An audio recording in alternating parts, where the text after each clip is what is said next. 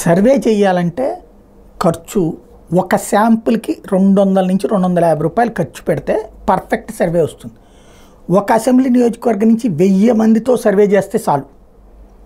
అది పేద వర్గాలు, మధ్యతరగతి వర్గం, ధనిక వర్గం, ఉద్యోగ వర్గం, కార్మిక వర్గం, ఇట్లాగా ఒక 7 సెక్టార్స్ని తీసుకుని వాళ్ళల్లో ఒక్కొక్కళ్ళ నుంచి ఒక్కొక్క 100 మంది అభిప్రాయాలు తీసుకుంటే మనకి 700 చాలు.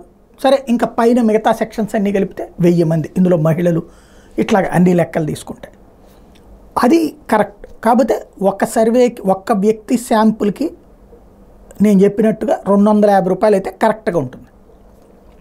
ఇలాగ రాష్ట్రం అంతా అంటే ఒక 175 నియోజకవర్గాలు, 175 ఇంటూ అంటే ఇక్కడ మళ్ళీ వెళ్ళేటప్పుడు ట్రాన్స్పోర్టేషన్ ఖర్చులు ఇవన్నీ అవుతాయి కదా, ఇదంతా కలిపితే దగ్గరగా 1 కోటిన్నర రూపాయలు ఖర్చు పెట్టి సర్వేలు చేసే అంత స్తోమత మనకు లేదు. అందుకే నేను ఏ సర్వేలు చేయను. నా అంచనాలు నాకుంటాయి. అయితే ఈ అంచనాలు నేను వాళ్ళతో వీళ్ళతో మాట్లాడి తెలుసుకునే అంచనా ఉంటుంది తప్పించి నేను గ్రౌండ్లో ఇంతకుముందు చేశాను. 2004 అప్పుడు, 2009 అప్పుడు, 2014 అప్పుడు సర్వేలు చేసాం. అయితే సంస్థల కోసం చేసాం, సంస్థలు అడిగినప్పుడు చేసాం. అయితే అప్పుడు ఇట్లా కాదు, మా దగ్గర స్టాఫ్ ఉంటారు కాబట్టి TV9లో చేసినా, జెమినీలో చేసినా మా స్టాఫ్తో చేయించాం. అప్పుడు ఖర్చు అక్కర్లేదు. ఇవాళ చేయాలంటే ఇండివిజువల్గా ఎట్లా అవుతుంది. అందుకనే నేను సర్వేలు చేయట్లేదు. ఎవరి సర్వేలనైనా ప్రొజెక్ట్ చేస్తుంటాను. అయితే నేను కూడా రాసేయచ్చు శుభ్రంగా, వీళ్ళు గెలిచేస్తారని సర్వే రాసేస్తే ఎవడు కాదంటాడు. ఇంకా తెలివైనటువంటి వాళ్ళు అయితే ఏ తెలుగుదేశం పార్టీ వాళ్ళు లేకపోతే కనుక ఏ జనసేన వాళ్ళు లేకపోతే ఇట్లాగా వీళ్ళు ఎవరైనా మాట్లాడుకుని మాకు అనుకూలంగా చేయమని చెప్పచ్చు.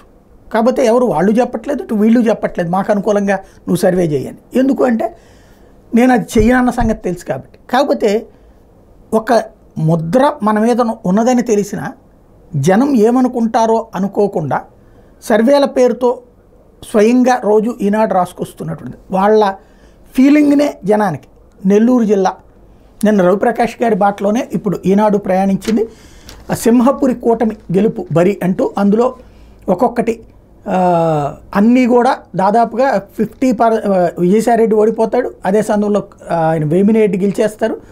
మరొక వైపుని చూస్తే టోటల్గా 8 అసెంబ్లీ నియోజకవర్గాల్లోని వేమిరెడ్డి సామాజిక వర్గ నేతలు, క్షేత్రస్థాయిలో పదవుల్లో ఉన్నవాళ్ళు, కార్యకర్తలు వీళ్ళందరూ తెలుగుదేశం పార్టీలో చేరిపోతున్నటువంటి నేపథ్యంలో టోటల్గా గెలిచేస్తుంది.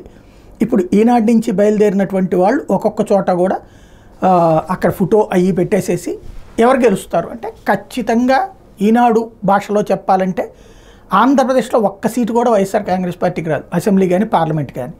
అదే రోజు జనానికి చెప్పాలనుకోవడం ప్రారంభించిందనమాట.